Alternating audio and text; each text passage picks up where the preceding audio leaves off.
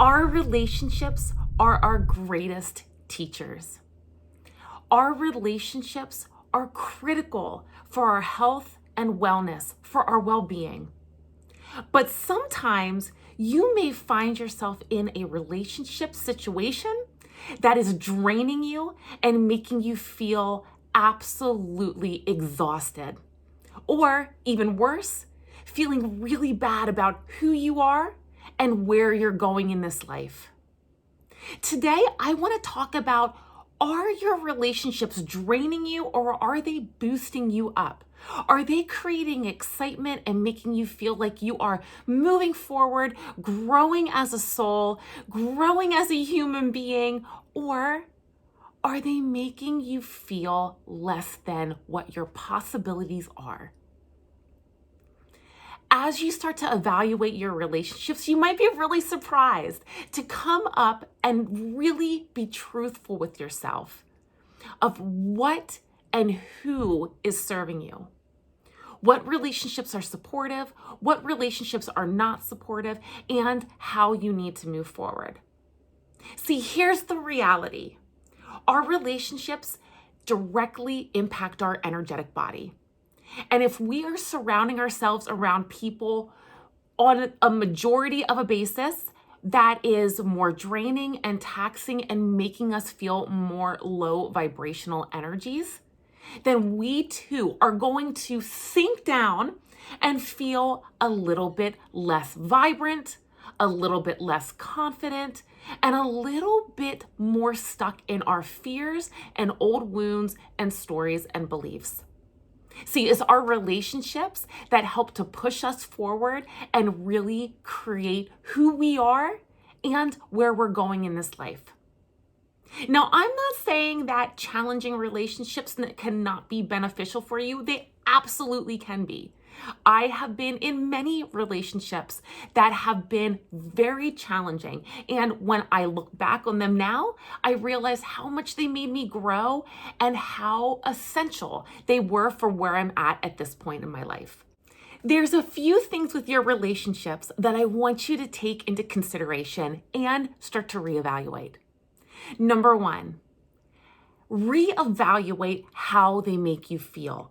Not just when you're with them, but before you're with them, during the time that you're with them, and after you're done. That's going to be a big indicator of if these relationships are serving you. This could be a work relationship, a romantic relationship, family, friends of any sort, anybody that you're really contacting and interacting with on a regular basis. It could even be the grocery cashier at the store that you go to every single time to cash out on your groceries. Reevaluate who you're interacting with. How are they making you feel before, during, and after? Are you feeling more exhausted when you think about having to go interact with them? Are you feeling drained, low energy, more angry, or more negative while you are with them in their presence? And how are you feeling afterwards? Do you feel utterly exhausted? Or do you feel more negative in your thoughts? Or are you just feeling like you have this air about you that just feels off? All of these are really great indicators that maybe this relationship is not serving you. Now, on the flip side of that, if you are feeling excited or maybe a little bit more uplifted and joyous when you think about going and being around this individual, or if while you're hanging out with them, you're feeling more energy, you're feeling more positive, or you're feeling an uplifted sense in your well-being. Or afterwards, and this is a little asterisk I want to put on here. Afterwards, if you are feeling more energetic, more excited, more possible and optimistic, all of those are signs that this relationship is lifting you up and helping you move forward in the most optimal ways. Now, that little asterisk I want to put with, sometimes after really great relationship connections, you may feel actually more tired. But it's a good tired. It's a satisfying tired because that time with that individual was so stimulating, so exciting, it actually wore you out. And that can be a good thing because, again, it's about the quality of what you're getting from it, not necessarily just how you're feeling. Tap into all of those things to help you understand if that relationship is draining you or boosting you. Number 2, take care of your inner work. Your inner work is going to directly affect your relationships. If you are journaling or meditating or addressing some of your old childhood wounds, traumas, beliefs, old stories, the things that don't serve you anymore, all of this is going to help you to better be able to show up fully and completely in the relationship that you are addressing, or that you're trying to improve, or that you are trying to understand if it's serving you or not serving you. Because here's the reality, you can't be at your best in your relationships if you are not addressing your own shit. You can't. You have got to step inside of who you are and really take in, how am I coming to this relationship? Am I coming from wounds? Am I coming from traumas? Am I coming from a place of lack and scarcity? Or am I coming in from a healed spot, something not wounded? Am I coming in healed and able to hold space for this person or this relationship? Am I coming in with clarity and understanding of how I want to move forward and what is going to serve both of us as a team, as an us, not necessarily just a you and a me? Because if you come into a situation with separate agendas, a you and a me, you might find that there is a lot of clash and a lot of tension and a lot of draining energy that is starting to come out of that interaction. So work on your stuff. Journal. Work with a therapist. Do some brain rewiring work. Even something as simple as taking a nature walk and getting outside for some fresh air to help you find clarity. Work on those inner wounds or those inner child dramas or issues or emotions that are trapped to help get them unstuck, to help free out your inner landscape and help you show up the best that you can so you can truly assess from a healed point of view if an energy or if a relationship is draining you or boosting you up. Set your boundaries. Relationships, the walls in your relationships, the boundary lines, the lines in the sand, whatever you want to call it, they can be easily broken, trampled, and not recognized. So setting your boundaries and allowing yourself to have that full respect in your relationship and in those interactions is going to be really important for you to truly be able to stand back and say, is this relationship boosting me or draining my energy? Here's how you can determine. If you set boundaries that are very clear and they feel very good in your body, they feel like good, respectful boundaries for yourself and what you need at whatever point you are at on your journey and your wellness healing. But if you notice that that relationship is consistently overstepping those boundaries or not respecting them or pushing you and questioning you continuously why you have set the boundaries that you've set, now you may have a little bit of a problem to step back, observe, and decide how to move forward. Because in relationships that are healthy and that are uplifting and that help to boost us, ultimately want to support us to be at our best. So if you need to set boundaries that are going to just allow you to have a little bit more time, a little bit more clarity, if they are what you need to be able to move forward more healthfully, and that relationship is consistently pushing that boundary or overstepping it and disrespecting where you're at, that could actually drain your energy and make you feel like you are not getting what you need. A classic example is when you have that relationship with one of your family members who consistently oversteps their boundaries.